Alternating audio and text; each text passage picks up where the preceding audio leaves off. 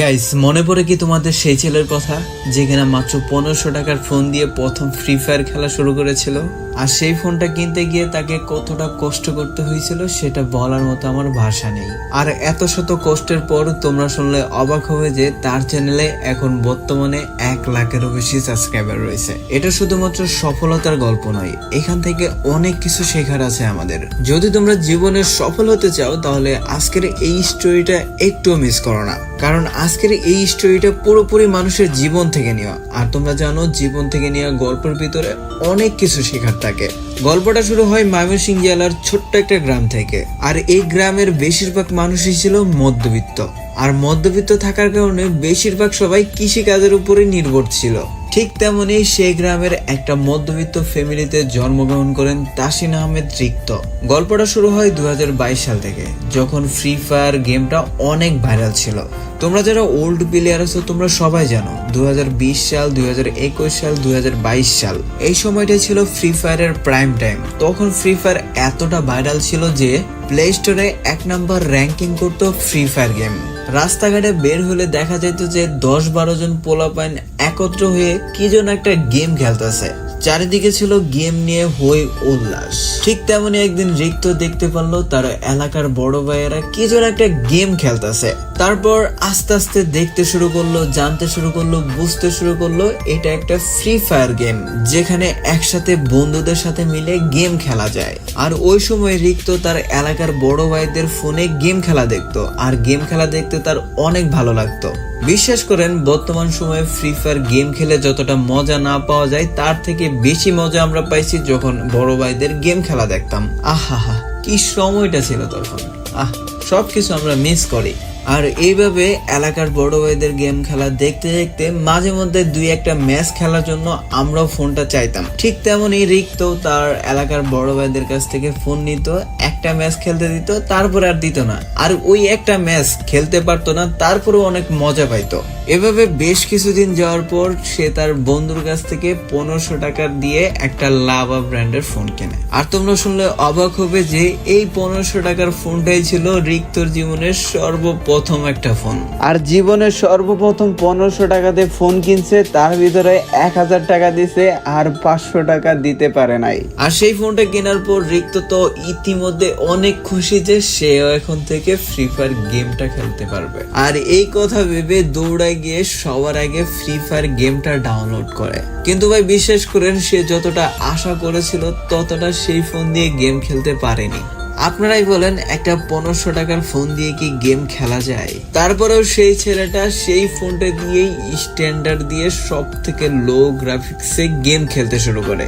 কিন্তু ওই যে 1500 টাকার ফোন, 2-3টা ম্যাচ খেলতে না খেলতেই ফোনের চার্জ শেষ। আর এভাবে চলতে চলতে দীর্ঘ 6 মাস চলে যায়। হঠাৎ করে একদিন ফোনে আর কোনো কাজ করে না।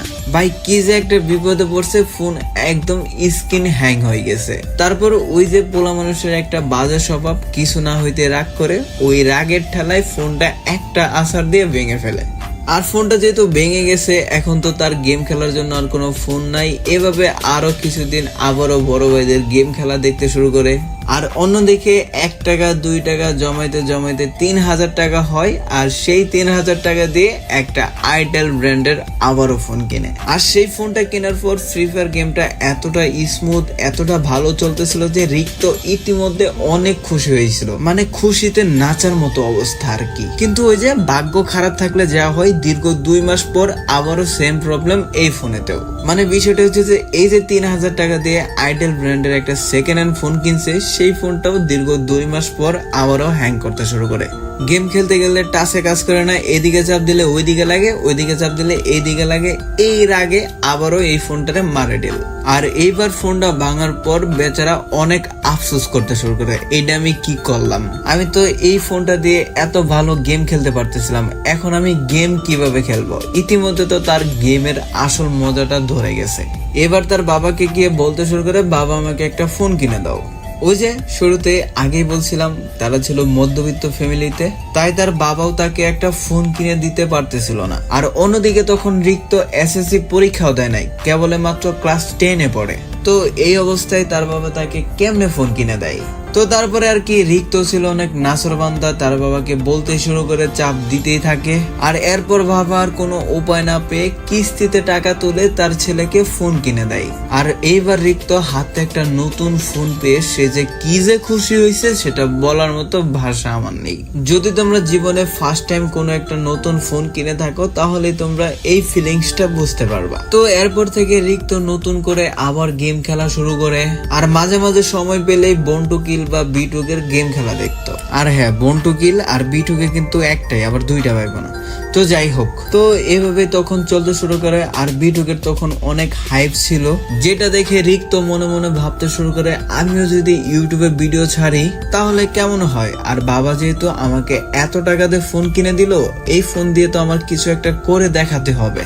আর এখান থেকেই শুরু হয় রিক্তর টার্নিং পয়েন্ট। আর তখন তার একটা জিমেল ছিল যেটার ভিতরে ফ্রি ফায়ার অ্যাকাউন্ট ছিল। আর তারপর সেই জিমেলটা দিয়েই ইউটিউব চ্যানেল খোলে এবং সেখানে আস্তে আস্তে ভিডিও ছাড়তে শুরু করে।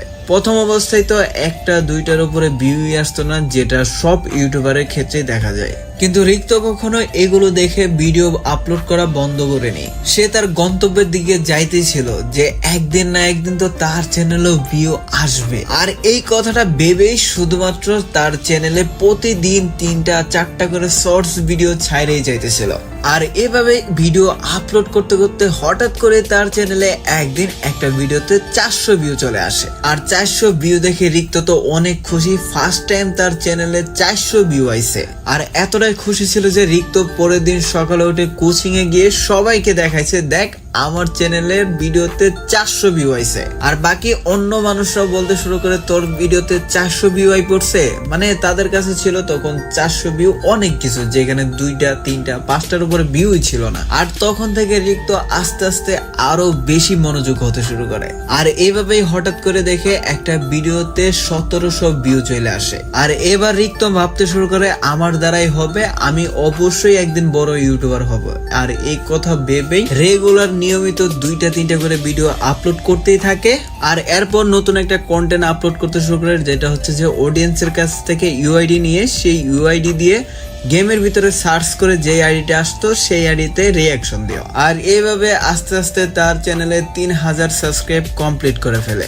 আর তখন পর্যন্ত কিন্তু তার চ্যানেলে কোনো প্রকার লং ভিডিও আপলোড করে নাই, যতগুলো ভিডিও ছিল সব ছিল শর্টস ভিডিও, ছোট ছোট ভিডিও। আর এরপরে চলে আসে রিক্তর এক্সাম। আর এক্সাম চলাকালীন গেমও খেলতে পারে নাই, ভিডিও বানাইতে পারে নাই, একদম চ্যানেল টোটালি বন্ধ রাখে। আর এইভাবে 2-3 মাস চ্যানেল বন্ধ রাখার কারণে চ্যানেল একদমই ডাউন হয়ে যায়। পরীক্ষা শেষ করে 2-3 দিন পর যখন রিক্ত আবার নতুন করে ভিডিও শুরু করে, সেই চ্যানেলে ভিউ আসে মাত্র 50-60টা, এর উপরে ভিউ উঠে না। আর তারপরও রিক্ত কখনো হাল ছাড়েনি। আর এভাবে একের পর এক ভিডিও আপলোড করতে করতে হঠাৎ করে একটা ভিডিও বুম, হ্যাঁ তোমরা ঠিকই শুনতে পারতেছো, একটা ভিডিওতে 1.7 মিলিয়ন ভিউ চলে আসে। আর সেই ভিডিও থেকে 4000 সাবস্ক্রাইব থেকে একদম 50,000 সাবস্ক্রাইব কমপ্লিট হয়ে যায়। আর সেই ভিডিওটা থেকেই তার জীবনে একটা নতুন টার্নিং পয়েন্ট আসে এবং মাঝে মধ্যে তার চ্যানেলের ভিডিও ভাইরালে চলে যায়। হ্যাঁ, এটা কিন্তু আমি 2025 সালের কথাই বলতেছি। 2025 সালের জুন বা জুলাইয়ের দিকে তার চ্যানেলে 50,000 সাবস্ক্রাইব কমপ্লিট হয়। আর সেই বছরে 2025 সালের ডিসেম্বর মাসের 26-27 তারিখে তার চ্যানেলে 1 লাখ সাবস্ক্রাইব কমপ্লিট হয়। মানেটা হচ্ছে তার প্রথম বছরের সাবস্ক্রাইবার ছিল মাত্র 4000। আর দ্বিতীয় বছরের শুরুতে ভিডিও আপলোড করতে করতে 3-4 মাস পর হঠাৎ করে একটা ভিডিও ভাইরাল হয়ে যায়। আর সেই ভিডিও দিয়ে তার চ্যানেলে 50,000 সাবস্ক্রাইব কমপ্লিট হয়ে যায়, তাও আবার 2020 সালের জুন বা জুলাই মাসের দিকে। আবার সেই বছরেরই 5 মাস পরে তার চ্যানেলে 1 লাখ সাবস্ক্রাইব ডান হয়ে যায়। আর এভাবেই এত শত কষ্ট করে আজকে সে রিক্ত গেমিং নামে পরিচিত হয়েছে।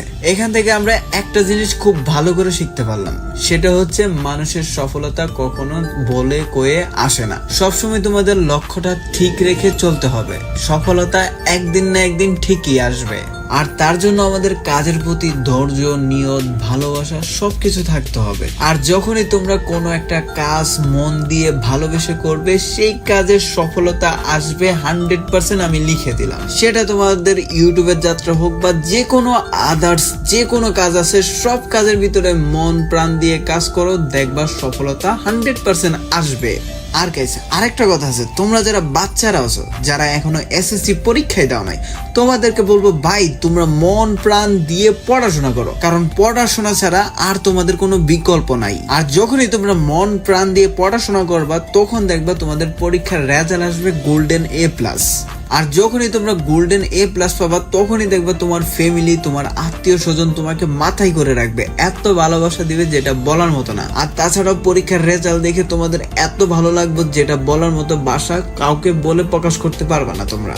তো সবশেষে তোমাদের একটা কথাই বলবো, তোমরা যেই কাজটাই করো না কেন, বিজনেস, জব, চাকরি, ইউটিউবিং, ফেসবুকিং, লাইভিং, মানে যাই করো ভাই, ব্লগিং টলগিং যা আছে সবকিছু যাই করো তোমরা একদম মন প্রাণ দিয়ে করো, জিনিসটার প্রতি ভালোবেসে করো, দেখবা সফলতা একদিন আসবেই। তো গাইস এই ছিল আজকে ভিডিও। জানি ভিডিওটা বেশি একটা ভালো হয় নাই, কারণ অনেক তাড়াহুড়ার ভিতরে আজকের এই ভিডিওটা বানাইলাম। আর ভাই রিক তো পারলে মাফ করে দিস, তোর ভিডিওটা আমি ভালোভাবে বানাইতে পারলাম না, হচ্ছে যে যতটুকু পারছি আমি সত্য বলার চেষ্টা করছি, এরপরে যদি ভুল ভ্রান্তি হয়ে থাকে ভাই একটু দেখিস। তো তারপর আর কি, কংগ্রেচুলেশন, সামনে অনেক দূর এগিয়ে যাও। আমরা চাই 2026 সালের ভিতরে তোমার চ্যানেলে 1 মিলিয়ন সাবস্ক্রাইব হোক। তো গাইস এই ছিল আজকে ভিডিও। যদি ভিডিওটি ভালো লেগে থাকে অবশ্যই ভিডিওটিতে লাইক করে দিও, চ্যানেলটিতে নতুন হলে চ্যানেলটি সাবস্ক্রাইব করে দিও, এন্ড পাশে থাকা অল নোটিফিকেশন বাটনটিও অন করে দিও, যাতে করে এই চ্যানেলের নতুন নতুন ভিডিও সবার আগে পেয়ে যাও। তো সবাই ভালো থাকো, সুস্থ থাকো, দেখা হচ্ছে পরবর্তী আরো একটা নতুন ভিডিওতে। আল্লাহ হাফেজ।